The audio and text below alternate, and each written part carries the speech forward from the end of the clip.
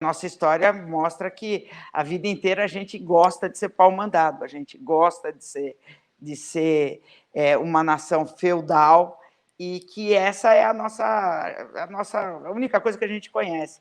Será que a gente mudar essa Constituição não vai ser voltar para o nosso estado natural, e que a gente viveu agora foi uma aberração? Porque tudo indica. Como é que a gente vai brecar essa mudança se todo mundo está de acordo, se o nosso Congresso é assim? O que a gente vai fazer? Eu acho que tem resistência, só permitindo aí, Pedro. Acho assim, quer dizer, juntando as duas questões, primeiro, certamente o nosso defeito da nossa Constituição não é a pauta de direitos, que é o que eles se queixam, porque nós temos, e não sou eu que falo, constitucionalistas como o próprio Ferrajoli, que eu citei, como o Frederic Miller, como uma série de outros que conhecem a Constituição brasileira, tratam a Constituição brasileira como a melhor do mundo em direitos, a que mais explicitamente tem declarações. E aí é uma coisa importante de dizer que muita gente, até de esquerda, critica a Constituição. Tem direitos, mas não é efetivado. Uma Constituição, ela declara direitos. Quem efetiva direito é a luta. Né? Direitos são escritos com sangue na calçada e não com tinta no papel. Né? Como eu falei aqui, no começo das revoluções liberais, só votavam homens brancos, ricos, né? Ou com renda, né? E a democracia universal que nós temos hoje todo mundo vota, todo mundo participa, mulher, negro, pobre, trabalhador, né? Foi conquistada, né? Quer dizer, com gente se sacrificando, morrendo, sendo torturada, perseguida, quer dizer, ela foi escrita como história de luta e de sacrifício, né? E aí o sentido que eu acho que, Bárbara, para construir civilidade nesse país, o problema nosso não é mudar a Constituição como declaração. O problema nosso é criar um common ground, um solo comum de valores que coincida com essa pauta de direitos da Constituição. Isso se faz a gente criando uma compreensão na sociedade de que nós, os vivos, não somos os donos dos direitos. Os direitos foram escritos por nossos antepassados que deram a vida, se sacrificaram, deram sangue para construir esses direitos. É a maior riqueza que a humanidade construiu em 3 milhões de anos de existência do gênero humano no planeta. Né? E esses direitos foram transferidos para nós, que temos nós temos aquele direito essencial de cidadania que fala Arendt, que é o direito a ter direitos, mas a ele corresponde um dever essencial, que é o que esse deputado que quer deveres não compreende, que é o dever de manter esses direitos, melhorá-los, ampliá-los e tentar entregar aos nossos filhos e aos nossos sucessores. Direitos são um pacto intergeracional. Por isso é que eles são antimajoritários, como às vezes o Gilmar Mendes fala. O que ele quer dizer é isso. Antimajoritários porque nós, a maioria dos vivos, não temos direito de abrir mão deles, porque eles foram construídos pelos nossos antepassados e é um dever nosso levar eles até os nossos sucessores. Né? Direito é produto de um pacto social intergeracional. Né?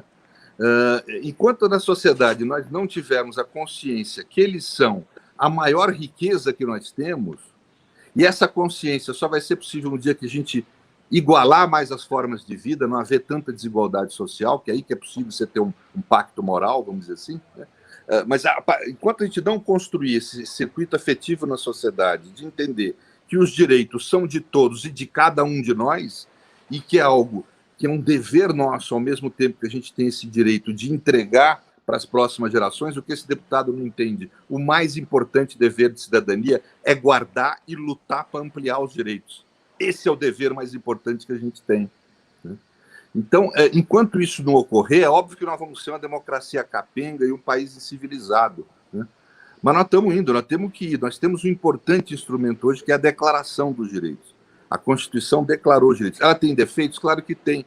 Ela tem uma estrutura de Estado negativa, quis fazer uma junção entre modelo de judiciário controlador da jurisdição própria dos Estados Unidos, da constitucionalidade própria dos Estados Unidos, com o modelo europeu de controle político, criou um monstrengo, tem uma série de equívocos na estrutura de Estado. Mas nós temos a melhor pauta de direitos do mundo, a maior riqueza que nós construímos desde que o Brasil se iniciou. Quer dizer, nós não podemos perder a nossa chance de construir uma nação. Nós não podemos perder essa chance. Né? A nossa história sempre foi isso. A gente embala para tentar construir, como você falou do período Fernando Henrique Lula, um período muito riquíssimo, muito rico da nossa história, e depois eles vêm e destroem. Dessa vez nós temos que segurar a bronca. A gente está no momento que eles estão tentando destruir, nós temos que resistir, nós temos que construir uma nação. Tá bom. Então, cabe a nós mesmo, porque eu estou aqui em pânico, achando que esses caras, de novo, nós vamos voltar e daqui 40 anos, sabe? O negócio está muito, muito... O senhor acha que, então, é um deputado que a gente vai conseguir vencê-lo? Eu fico acho que tem um movimento cultural contra a gente, mas nós temos que mudar isso. É todo dia, batendo na água até ela... Batendo na água, tá bom. Perfeito. Bater na água, bater na pedra. Tá bom, tá. Na prática também, na prática, não é assim instalar os dedos e vamos fazer uma nova Constituição, é preciso uma Assembleia Constituinte e tudo mais. Vocês podem nos explicar mais ou menos quais são esses passos que têm que ser feitos até chegar à mudança da Constituição?